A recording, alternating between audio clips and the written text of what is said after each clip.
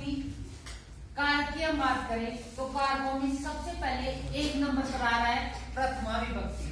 प्रथमा विभक्ति की हम बात करें तो सीधी कहानी है, एक नंबर पर कौन सा कारक है? कर्ता कारक। स्वतंत्र कर्ता, कर्ता कारक में कौन सी विभक्ति आती है? प्रथमा विभक्ति। सामान्य बातें मैं आपको बता रहा हूं कि प्रथमा विभक्ति कौन से कारक में? कर्ता कारक में।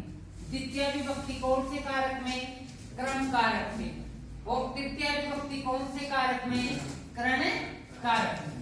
सामान्य बातें कर्ता, कर्म, करण। तो स्वतंत्र कर्ता यानी जहां कर्ता कारक होगा वह प्रथमा विभक्ति। कर्तुरी की सतम कर्मय की सतम सबसे अधिक चाहने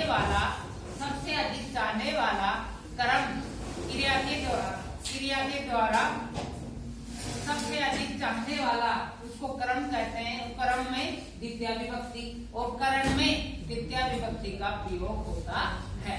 अब आगे देखो, आगे है सह युक्ते अप्रधाने। सह युक्ते कक्षा 10, कक्षा 8 और संस्कृत की जो व्याकरण है, read first grade, second grade, इनमें ये महत्वपूर्ण है। 3 नंबर की हम बात करें तृतीय विभक्ति। कौन सी विभक्ति की बात करें? तृतीय विभक्ति का एक महत्वपूर्ण स्टार्ट हो, इस पर महत्वपूर्ण सूत्र है, एग्जाम में आता है। कक्षा 10 में पहले भी आया था, अब भी आने की संभावना है और आगे भी आएगा। सह युक्ते, समझो ध्यान से। स यानी सात, युक्त, सात के युक्त अर्थात सात के योग में अप्रधाने, अप्रधान कारक की, ध्यान दे सामने, सह युक्ते सात के योग में अप्रधान कारक की कर्ता, कर्म, करण, करण संज्ञा होती है अर्थात तृतीय विभक्ति आती है। सात जहां आए, सात का जहां योग है, जैसे मैं कहूं हम दोनों साथ साथ हैं, तो सात जहां आ गया वहां कौन सी विभक्ति आएगी? करण कारक, तृतीय विभक्ति। सात के योग में अप्रधान, यहाँ थोड़ा भ्रम है। जब आप एग्जाम देंगे, जब आपका दिमाग स्विच ऑफ हो, उसी स्थिति में अप्रधान कारक, अप्रधान कारक हमें ये बताता है कि सात का जो योग है उसमें तृतीय विभक्ति का प्रयोग होता है। अब सात के योग में देखो अव्यय है, अलग अलग अव्यय है सात के योग में। ध्यान दे, सह, सह का अंतिम अर्थ होता है सात। एग्जाम में सह आ गया तो इसका मतलब क्या है? सात। दूसरा देखो साकम, साकम का मतलब क्या है? सात। सह लिखे चाहे साकम लिखे, सह, साकम, साधम, साधम का मतलब सात। समम, समम का मतलब सात। चित्रा, चित्रा का मतलब सात। और युगपत, युगपत का मतलब सात। ध्यान दे, भ्रम की स्थितियां, मान लो एग्जाम हॉल में आप बैठे हो और आपके सामने चित्रा आ गया, रामेण चित्रा, तो बहुत से छात्र ये सब कहेंगे कि चित्रा का क्या अर्थ है? चित्रा का हिंदी में क्या अर्थ है? सात। इन सब का एक ही अर्थ होता है सात। सात ये अव्यय हैं, सात के योग में आते हैं। इन सब का एक ही अर्थ होता है, सात के योग में ये आते हैं। ये सब सात के योग में आते हैं। तो सात का योग जहां आए, सह युक्ते। अब सह का मतलब सात। अब इनमें से कोई सा भी आ सकता है, ये आए, ये आए, ये आए, कोई सा भी आए, इन सब का एक ही अर्थ होता है। जैसे छात्र का नाम राम है, घर पर माता पिता रामू कहते हैं, मित्र दूसरा नाम कहते हैं। छात्र एक है, उसके नाम अलग अलग है। घर पर दूसरा नाम है, मित्र दूसरे नाम से पुकारते हैं, तो एक छात्र उसके अलग अलग रूप, अलग अलग नाम। तो यह एक है सात, इसके ये अलग अलग अव्यय हैं। इन सब अव्ययों का एक ही अर्थ होता है सात। तो सात के योग में अप्रधान कारक, अप्रधान का मतलब होता है के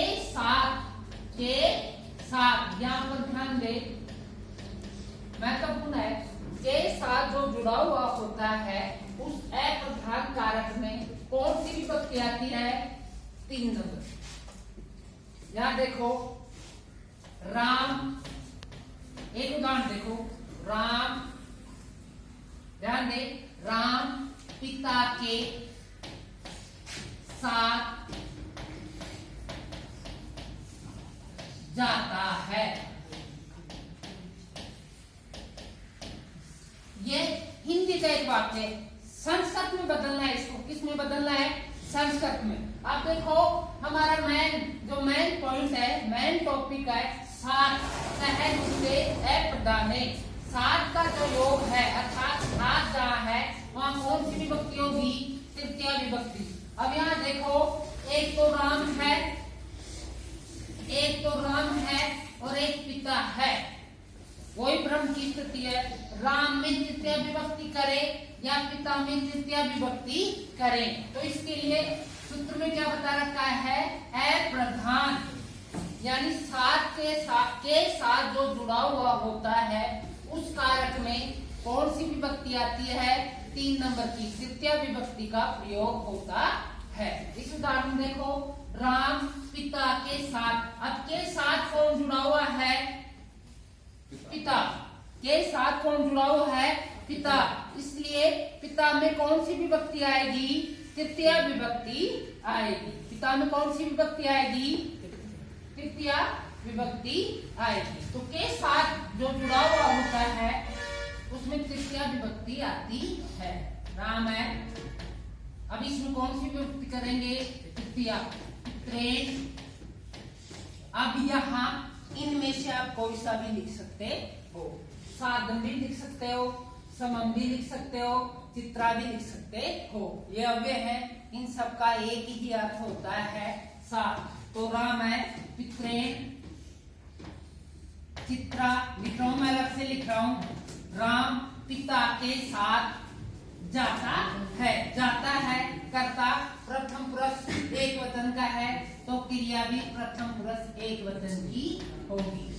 तो ध्यान दे, के साथ जो जुड़ा हुआ होता है, अप्रधान जो कारक होता है, उसमें कौन सी विभक्ति आएगी?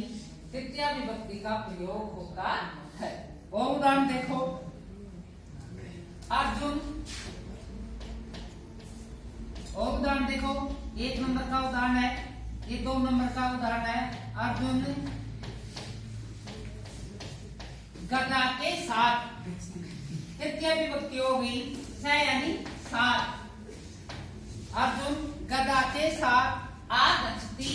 हाँ उत्तर है आता है, आता है। और उदाहरण देखें आप, और उदाहरण देखो 3 नंबर पर आओ। सीता, यहाँ पर ध्यान दे, हिंदी वाक्य लिख रहा हूं मैं, यहाँ पर ध्यान दे। सीता राम के साथ, राम के साथ वन में जाती है।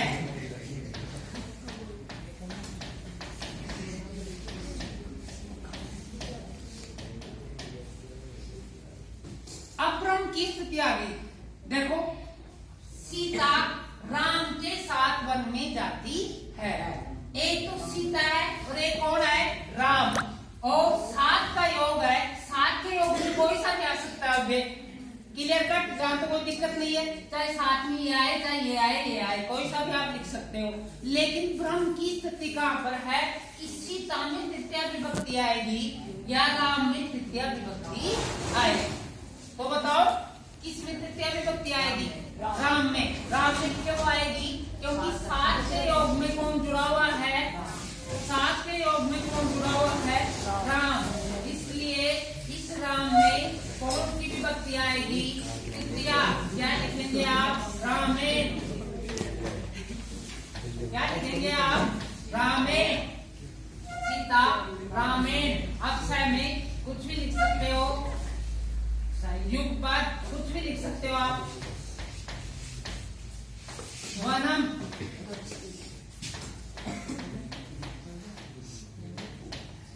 इस प्रकार ध्यान रखना बच्चों, सात का जहां योग है, सात का तो योग है, लेकिन भ्रम की स्थिति हो तो अप्रधान। अप्रधान का मतलब क्या हुआ? अप्रधान का मतलब जो साथ के साथ जो जुड़ा हुआ होता है उस कारक में कौन सी विभक्ति आती है, तृतीया विभक्ति का प्रयोग होता है। तो हमेशा ध्यान रखना है इसमें, साथ के योग में कौन सी विभक्ति आएगी, तृतीया।